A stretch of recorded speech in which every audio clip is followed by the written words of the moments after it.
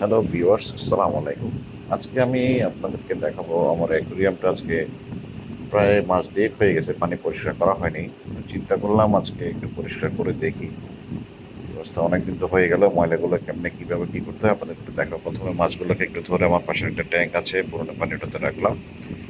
আস্তে আস্তে করে সবগুলো মাছ উঠাইতেছি আমি। এখানে আমার গ্লাস ফিশ আছে, টেট্রা আর লবস্টার, আর সাথে আপনার একটা ফাইটার রয়েছে, ফাইটার ফিমেল। এখানে লবস্টারের জন্য দুটো ঘর দেওয়া হয়েছে, নিচে কিছু বালি দেওয়া আছে আর কিছু আর্টিফিশিয়াল প্ল্যান্ট দেওয়া আছে।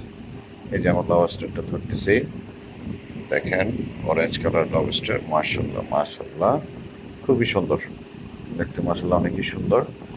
এটাকে আমরা পাশের ট্যাঙ্কে রেখে দেবো, কারণ পুরোনো বাড়িতে না রাখলে মাছের জন্য ক্ষতি হয়। ঠিক আছে, এরপরে দেখুন লবস্টারগুলো এখানে কি সুন্দর খেলা করতেছে। এখানে আমার কিছু গাপ্পি ফিশ, এরপরে এই যে ময়লাগুলো রয়ে গেছে বালির উপরে, এগুলোকে আমরা সাকশন করে এখন বের করবো। এই যে সাকশন করে উপরে ময়লাগুলো বের করে ফেলতেছি, ওই যে নিচে আউটলাইন দিয়ে বেড়ে যাচ্ছে সাকশন পাইপ দিয়ে। ঠিক আছে, সাথে কিছু বালি রয়েছে, এগুলো আমরা পরে সাকশন পাইপের মাধ্যমে একটা বালতিতে রেখে ওয়াশ করে আবার এখানে রাখবো। আস্তে আস্তে এগুলো ময়লাগুলো বের করে ফেলা হচ্ছে।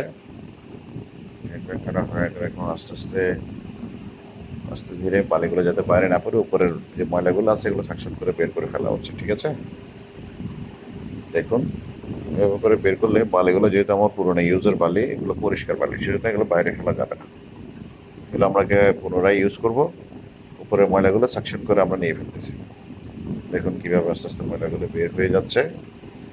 এই দেখুন আস্তে আস্তে সব বের হয়ে যাচ্ছে ময়লাগুলা।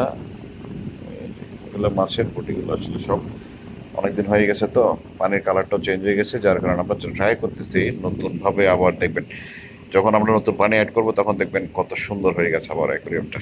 ঠিক আছে, বালিগুলো সব বের করে পরে আমরা গ্লাসটা ক্লিন করে নতুন পানি, সাথে আমি কিছু এখানে গাছগাছালি ফুলের গাছ লাগিয়েছি। দেখেন নিচে পাতাবাহার রয়েছে, সুন্দর সুন্দর পাতাবাহার, দেখুন কিছু ফুলও ফুটছে। এই যে আমার ঘরের সামনে পাতাবাহারগুলো, এই যে এটা একটা পাতাবাহার, এটা একটা পাতাবাহার। এই যে এখন পানি বের হওয়ার পর আমরা বালিগুলোকে সুন্দর করে একটা বালতিতে রেখে দেবো, কারণ এগুলো আমরা পুনরায় ইউজ করবো ধুয়ে। দেখুন কিভাবে নিচ্ছি যাতে নষ্ট না হয়। পানিটা একটু গোলাবে, কারণ এটা তো নতুন করে বের করে ওয়াশ করবো। দেখুন, দেখতে থাকুন কিভাবে করতে হয়। এই যে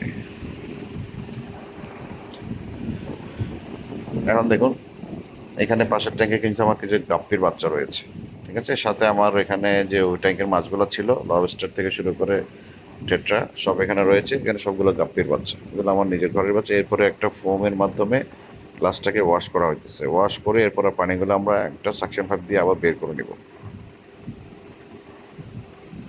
ওয়াশ করা হচ্ছে, কমপ্লিট ওয়াশ করে তারপর আমরা আবার নতুন করে পানি দিয়ে বালিগুলো অ্যাড করব। অ্যাড করে পানিটা যখন ঘোলা হবে তখন আমরা আবার নতুন পানি অ্যাডের মাধ্যমে, নতুন পানি বের করার মাধ্যমে ট্যাঙ্কটাকে রেডি করব। দেখুন আপনারা, এই যে গ্লাস পরিষ্কার করা হইতেছে, কিছুক্ষণের মধ্যে দেখবেন গ্লাস একেবারে নিট অ্যান্ড ক্লিন হয়ে গেছে। এই দেখুন ময়লাগুলো এদিক দিয়ে বের হচ্ছে, এই যে ময়লাগুলো সব সাকশন করে আবার বের করে ফেলা হচ্ছে। সবার শেষে একটা ফোমের মাধ্যমে কমপ্লিট ট্যাঙ্কটাকে পরিষ্কার করা হবে। দেখুন কিভাবে পরিষ্কার করে নিতেছে।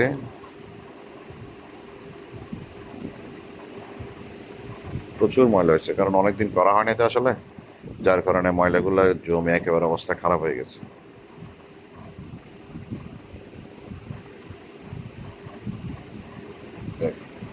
থাকুন,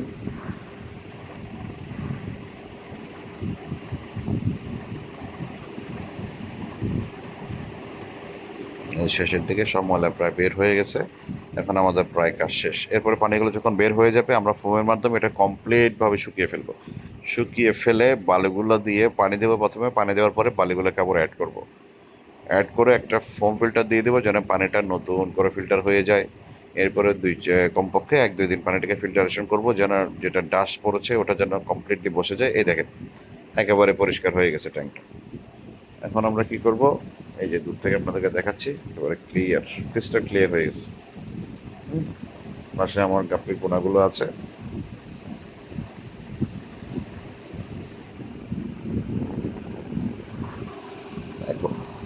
এখন আমরা নতুন পানি অ্যাড করবো এটাতে। নতুন পানি অ্যাড করার পরে পুরোনো বালিগুলো আবার দিয়ে এখানে বালিগুলো দেওয়ার মাধ্যমে এই যে এখানে সবগুলো ময়লা বের হয়ে গেছে। দেখুন উপরের খাঁচাটা পরিষ্কার করে ভালো করে ট্যাঙ্কটাকে পুষে ফেলা হচ্ছে। মোছার পরে আমরা নতুন পানি অ্যাড করব।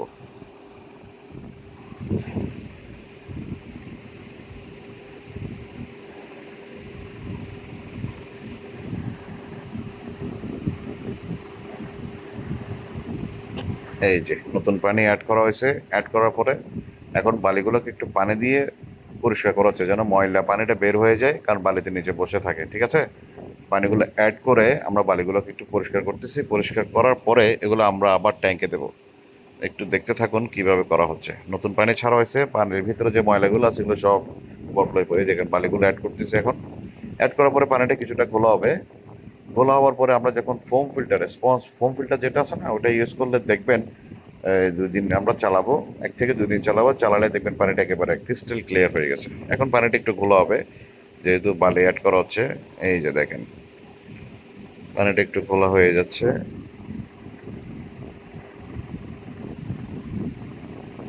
দেখুন একটু ঘোলা হয়ে গেছে।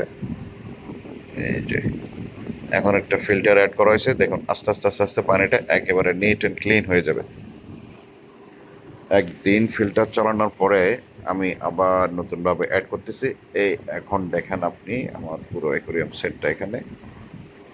এই দেখুন এটা আমাদের বাড়ির উঠান, আর এই যে সামনে কিছু গার্ডেন, আর ইয়ে হচ্ছে আমার ইউজের গাড়ি। আপনাদেরকে দেখালাম আমার গাড়িটা, সাথে একটা দোলনা রয়েছে, বাচ্চারা এখানে খেলাধুলা করে, খুবই মজা করে তারা। যাই হোক, এই দেখুন 2 দিন চলার পরে পানির ফিল্টার যখন চলছে পানিটা একেবারে পরিষ্কার হয়ে গেছে, দেখছেন?